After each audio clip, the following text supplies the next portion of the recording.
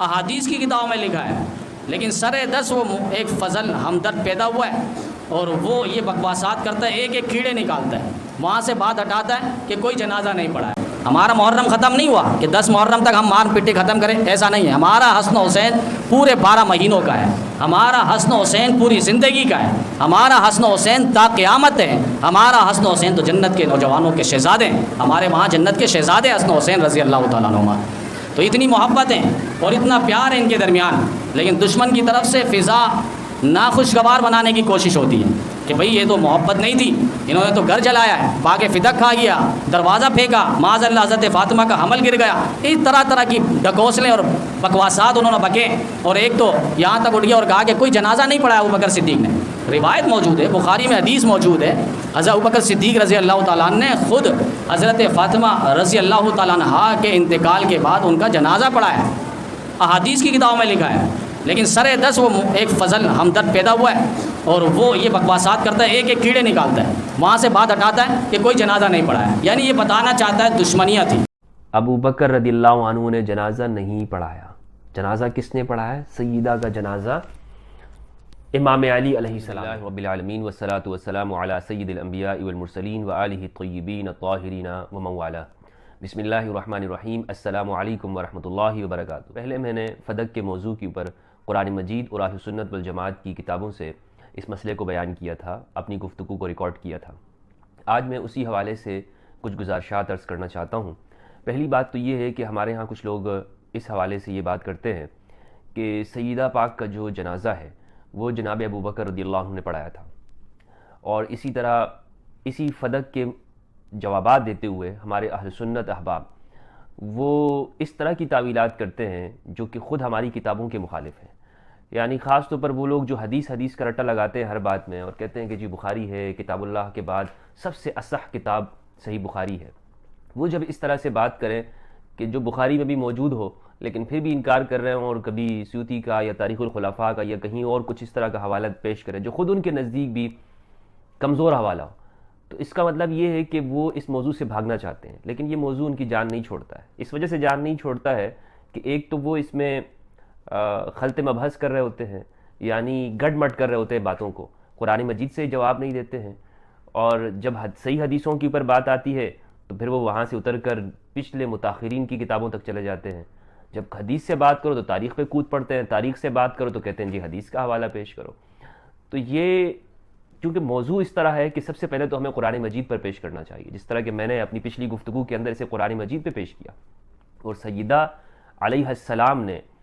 سیدۃ نساء اہل الجنہ فاطمۃ الزہرا سلام اللہ علیہا نے قرآن مجید سے جس طرح سے جو جوابات دیے تھے اور جسے نقل نہیں کیا جاتا، ہمارے ہاں بھی روایتوں میں ان جوابات کو نقل نہیں کیا جاتا جو سیدہ نے جوابات دیے ہیں۔ بہرحال تو آج اسی گفتگو کو آگے بڑھاتے ہوئے یوں سمجھ لیجئے کہ اس کا اگلا حصہ ہے، میں چند چیزوں کی نشاندہی کرنا چاہتا ہوں۔ کچھ لوگوں نے میری اس گفتگو کے جوابات بھی دیے ہیں اور اس میں انہوں نے بہت غلطیاں کی ہیں، میں انہیں اس قابل نہیں سمجھتا ہوں ان جوابات کو کہ اسے میں ڈسکس کروں یا ان شخصیات کا نام لے کر یہاں پہ بات کروں، لیکن اسی سے آپ اندازہ لگا لیں کہ جب ہم کسی کا جواب دے رہے ہوں، کسی کے اوپر بات کر رہے ہوں، تو تہمتیں اور الزامات نہیں لگانے چاہیے۔ آپ دلیل سے اختلاف کریں، آپ کو میری ذات سے اختلاف ہو سکتا ہے، میں جو بات کر رہا ہوں اس کا آپ حوالہ تو پیش کریں، اس میں آپ جھوٹ بول رہے ہیں۔ جب آپ کسی شخص کے بارے میں جھوٹ بولتے ہیں، مجھے کئی دوست احباب نے کچھ ویڈیوز بھیجی ہیں، تو جب میں نے ان کو دیکھا تو مجھے معلوم ہوا کہ اس شخص نے جھوٹ سے کام لیا ہے، اور جھوٹ بولنے والوں کو میں جواب نہیں دیتا ہوں۔ مجھ سے آپ لاکھ اختلاف کریں لیکن وہ بات کریں کہ جو حقیقت بھی ہے، جس کو میں بھی مانتا ہوں۔ اگر آپ مجھے یہ کہیں گے کہ ان سوالوں کی وجہ سے میں شیعہ ہو گیا ہوں، تو پھر آپ ان کتابوں سے اپنے ہاتھ کھڑے کر لیں، آپ کہہ دیں کہ جی ہماری کتابیں نہیں ہیں، ہم صرف ایسے ہی نام لینے کے لیے لوگوں کو کہتے ہیں کہ جی صحیح بخاری، لیکن آپ دوسروں پہ الزامات کی بوچھاڑ کر دیتے ہیں، رافضیت کے فتوے لگاتے ہیں، تو پھر میں آپ سے بات نہیں کروں گا۔ کوئی بھی آپ سے بات نہیں کرے گا جو عقل مند آدمی ہوگا، جس کو عقل و شعور سے جس کو اللہ سبحانہ و تعالیٰ نے نوازا ہوگا۔ خدا کا خوف نہیں ہے ان لوگوں کو۔ اچھا، اب آگے جو چیز میں بیان کر رہا ہوں وہ آپ کے لیے شاید افسوسناک ہو، لیکن چونکہ کتاب میں موجود ہے اس لیے میں اس کو بیان کر رہا ہوں، اور وہ یہ بات ہے کہ زور و شور سے کہہ رہے ہیں جی حضرت ابو بکر رضی اللہ عنہ نے جنازہ پڑھایا سیدہ کا۔ بھائی مجھے کوئی اس پہ دکھ نہیں ہوتا اگر حضرت ابوبکر رضی اللہ عنہ پڑھا دیتے، لیکن نہیں پڑھایا، اور اسی کتاب میں کہ جو میں دوبارہ سے کہوں گا کہ جو اصح الکتب بعد کتاب اللہ ہے، اسی میں یہ ہے کہ نہیں پڑھایا، تو کیوں پھر فضول میں اپنی طرف سے ایک ایسی چیز لے کر آ رہے ہو کہ لوگوں کے سامنے جس کا کوئی سر و پیر نہیں ہے۔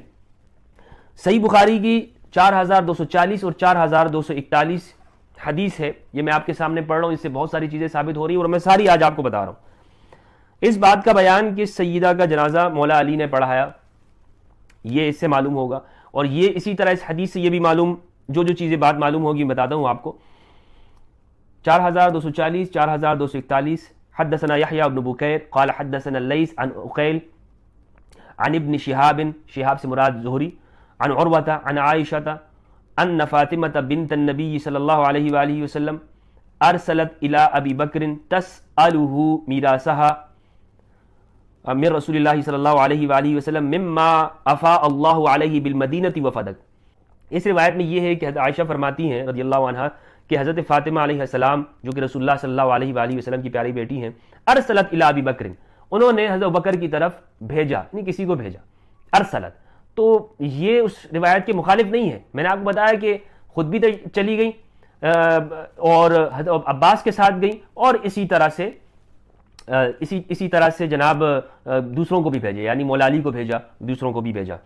تو یہ مخالف نہیں ہے اس روایت کے۔ تسألہ میراثہا، طلب کیا، مانگ رہی تھی، اپنی میراث کا مطالبہ کیا رسول اللہ صلی اللہ علیہ وآلہ وسلم کے اس مال سے جو آپ کو اللہ تعالیٰ نے مدینہ اور فدق میں عنایت فرمایا تھا، یعنی مال ہے۔ وما بقی من خمس خیبر، اور خیبر کے خمس یعنی جو 5واں حصہ رہ گیا تھا۔ فقال ابو بکر، حضرت ابو بکر نے اس موقع پہ کہا ان رسول اللہ صلی اللہ علیہ وآلہ وسلم قال، رسول اللہ نے ارشاد فرمایا ہے لا نورث ما ترکنا صدقہ، کہ ہم جو چھوڑ کے جائیں وہ صدقہ ہوتا ہے، انما یأکل آل محمد فی ھذا المال، آل محمد اسی مال سے کھاتے رہیں گے۔ وإنی واللہ لا اغیر شیئا من صدقۃ رسول اللہ عن حالها التي كان عليها فی عہد رسول اللہ، اور اللہ کی قسم جو کچھ حضور صلی اللہ علیہ وآلہ وسلم چھوڑ گئے ہیں میں اس میں کسی قسم کا تغیر نہیں کروں گا، جس حال میں حضرت صلی اللہ علیہ وآلہ وسلم کے زمانے میں تھا اب بھی اسی طرح رہے گا،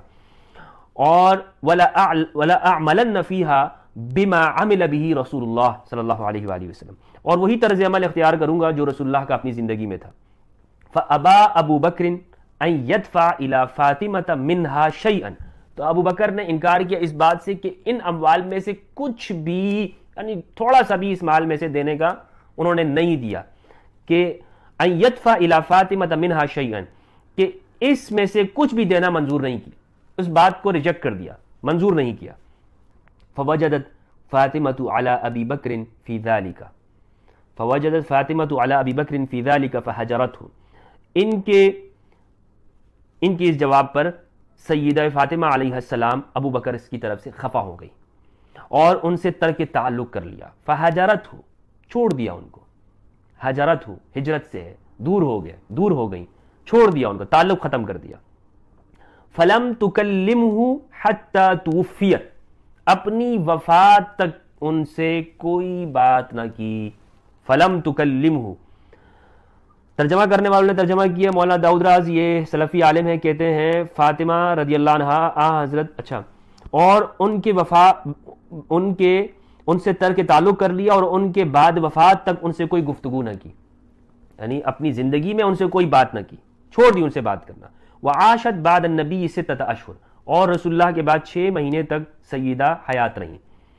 فلما توفیت، اس سے ایک بات یہ معلوم ہوئی کہ زندگی بھر سیدہ ناراض رہیں، زندگی بھر سیدہ ناراضی، اور وہ کتنے مہینے بنتے ہیں؟ خود ہی بخاری نے بتا دیا کہ 6 مہینے۔ فلما توفیت، اور یہ بخاری نے نہیں بتایا، یہ حضرت عائشہ رضی اللہ تعالیٰ عنہا بتا رہی ہیں، ام المومنین بتا رہی ہیں۔ فلما توفیت، جب سیدہ کا وصال ہو گیا، وفات پا گئی، دفنہا زوجہا علی لیلا، تو ان کے شوہر، سیدہ کے شوہر علی نے رات کے وقت میں ان کو دفن کر دیا۔ وَلَمْ يُؤْذِنْ بِهَا أَبَا بَكْرٍ وَصَلَّى عَلَيْهَا، اور ابو بکر کو اجازت نہیں دی، وَصَلَّى عَلَيْهَا، اور ان پر نماز پڑھ لی۔ صلی علیہا، جب صلی کے صلے میں علی آ جاتا ہے تو مطلب یہ ہوتا ہے جنازہ، ان کے اوپر نماز پڑھ لی، مطلب یہ ان کی نماز جنازہ پڑھ لی، بلکہ ترجمہ کرنے والے کہہ رہے ہیں خود ان کی نماز جنازہ پڑھائی، سلفی عالم ترجمہ کر رہے ہیں۔ فاطمہ جب تک زندہ رہیں علی پر لوگ بہت توجہ رکھتے رہے، لیکن اب یہ آگے ایک بات انہوں نے کی ہے، اس پر انشاءاللہ رد ہوگا۔ تو اس روایت سے کیا کیا معلوم ہوئی باتیں بھائی؟ 4240 اور 4241۔ ایک بات تو یہ معلوم ہوئی سیدہ فاطمہ علیہ السلام ناراض ہوئی، دوسری یہ بات معلوم ہوئی کہ زندگی بھر پھر بات نہیں کی، تیسری یہ بات معلوم ہوئی کہ ابو بکر رضی اللہ عنہ نے جنازہ نہیں پڑھایا۔ جنازہ کس نے پڑھایا؟ سیدہ کا جنازہ امام علی علیہ السلام نے پڑھایا۔ تو بھائی یہ تو بخاری کی باتیں ہیں، اس کو اگر آپ لوگ کہتے ہو کہ جناب یہ ربز ہے یا یہ تفرقہ بازی ہے تو ٹھیک ہے، نکال دو ان باتوں کو بخاری سے، اور پھر یہ اپنی طرف سے موضوع اور کمزور روایتیں ممبروں کے اوپر جو تم پڑھتے رہتے ہو کہ نہیں جی وہ تو حضرت ابوبکر کے درمیان کوئی ناراضگی، کوئی اس طرح کا معاملہ نہیں تھا، بلکہ جنازہ تک پڑھا اور آپس میں بڑے تعلقات بہتر تھے۔ تو بخاری کی یہ روایت 4240 اور 41 کیا کہہ رہی ہے؟ اس کا کیا کرو گے؟ تو میری اس آج کی گفتگو کو آپ، میری جو پچھلی فدق سے متعلق گفتگو ہے، دونوں کو آپ ملا کے دیکھیں گے تو انشاءاللہ آپ کو دونوں باتیں اچھی طرح سے سمجھ میں آ جائیں گی۔ اور ان لوگوں نے جو جوابات دینے کی کوشش کی اور اس میں جو جھوٹ بولے ہیں اور اپنی کتابوں سے ہی مطلب اس میں کوئی اس طرح کے کوئی جواب تو تھے نہیں کہ جن کا میں کوئی خاص جواب دوں، لیکن وہ جو جھوٹ تھے اس کو میں نے عیاں کرنے کے لیے، آشکارا کرنے کے لیے کہ دیکھیں کہ جی خود کتابوں میں کیا موجود ہے اور یہ مولوی کیا آپ کو بتاتے رہتے ہیں۔ تو ان سے دین کو حاصل کرنے کے بجائے خود آپ ان چیزوں کو دیکھیں۔ میں نے جو حوالے پیش کیے ان کو آپ خود چیک کریں، جو نمبر میں نے آپ کو بتائے ہیں، اگر آپ کو لگے کہ بھائی میں نے کوئی غلط بیانی کی ہے تو آپ بتا سکتے ہیں۔